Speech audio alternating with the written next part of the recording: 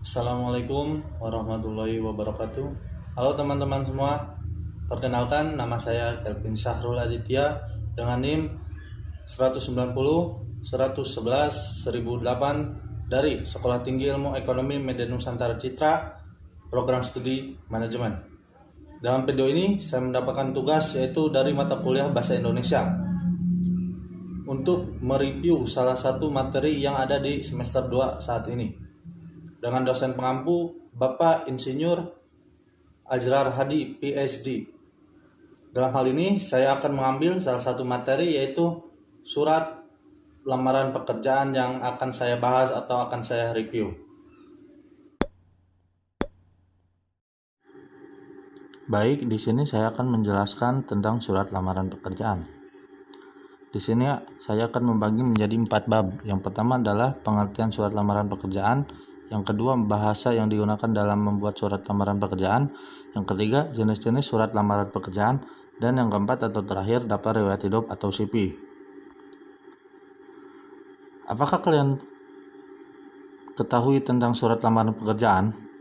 Nah, daripada penasaran, mari kita bahas walaupun tidak tuntas.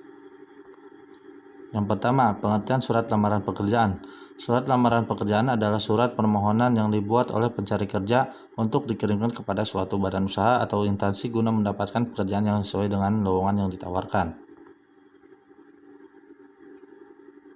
Biasanya, dalam menulis surat lamaran pekerjaan itu ada yang menulis dengan cara tulis tangan, bahkan ada yang diketik menggunakan Microsoft Word atau sejenisnya.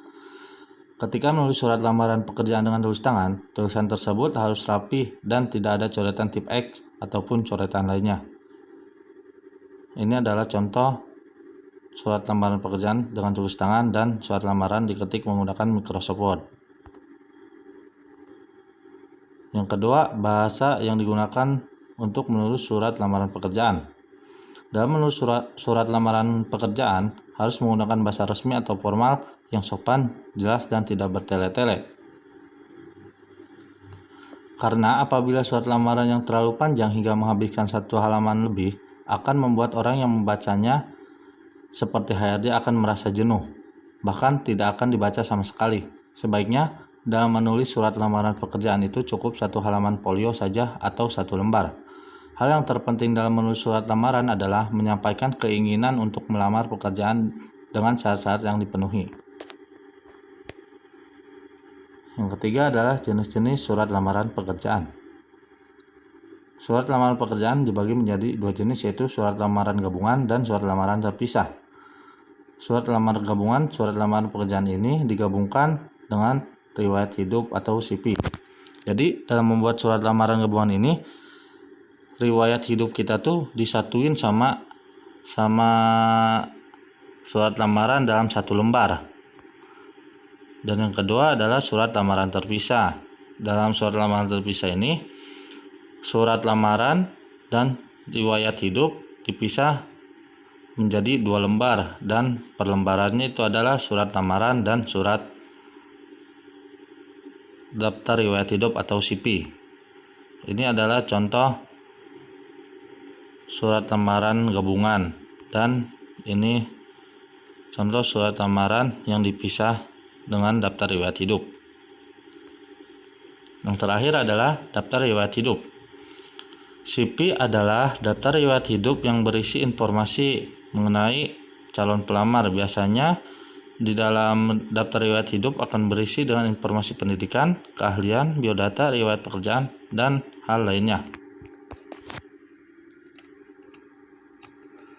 Pada umumnya, ketika kita akan mendaftar pekerjaan di suatu perusahaan yang akan dilamar, mereka meminta sejumlah berkas persyaratan untuk melamar di perusahaan tersebut. Salah satunya adalah daftar riwayat hidup.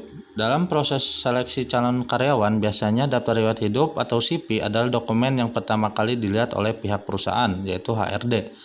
Oleh karena itu, daftar riwayat hidup atau CV merupakan hal yang sangat penting dan paling berpengaruh dalam menentukan apakah calon karyawan cocok untuk dipanggil interview atau tidak.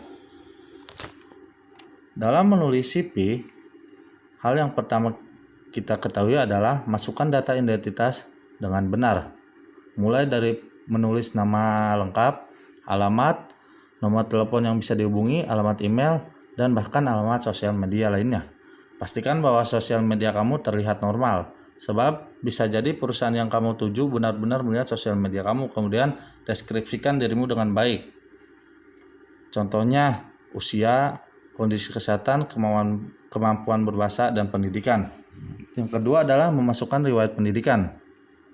Dalam memasukkan riwayat pendidikan itu cukup dari pendidikan sekolah dasar, sekolah menengah pertama, sekolah menengah ke atas, dan universitas. Cantumkan pula durasi dalam menempuh pendidikan di masing-masing sekolah tersebut dan nilai rata-rata yang diraih. Yang ketiga adalah memasukkan pengalaman kerja, magang, atau pengalaman organisasi. Jika sebelumnya melamar pekerjaan ini ternyata sudah memiliki pengalaman bekerja, maka jangan ragu untuk menuliskannya di dalam CV. Tuliskan secara detail di perusahaan apa kita bekerja atau magang, durasi bekerja, dan posisi. Selain pengalaman bekerja atau magang, pengalaman dalam berorganisasi juga bisa menjadi nilai plus, apalagi jika dalam berorganisasi kita menduduki atau memegang jabatan yang cukup berharga. Yang keempat, jelaskan kualifikasi diri yang dimiliki. Selain pendidikan yang berkualitas, perusahaan juga akan melirik kualifikasi khusus yang kamu miliki. Contohnya, berbahasa, misalkan berbahasa Inggris, bahasa asing lainnya. Yang kelima, tuliskan keahlian pribadi yang menunjang kemampuan, seperti editor, negosiasi, dan lain-lain. Yang keenam, tuliskan capaian atau penghargaan yang pernah kamu raih. Jika kamu memiliki capaian khusus, maka hal tersebut adalah sebuah nilai lebih. Tuliskan capaian atau penghargaan yang pernah kita dapatkan secara detail. Contohnya, pernah meraih sales terbaik di tahun 2019. Yang ketujuh, tuliskan secara singkat, padat, dan jelas. Setelah kita melengkapi CV dengan lengkap, pastikan bahwa kita bisa menjelaskannya secara singkat, padat, dan jelas. Gunakan dengan kata yang kaya makna, terdengar cerdas, dan efisien. Kemudian tuliskan setiap alur riwayat hidup dengan runtut, termasuk jenjang pendidikan, pengalaman kerja, atau prestasi yang kita pernah raih. Mungkin segitu. Terima kasih.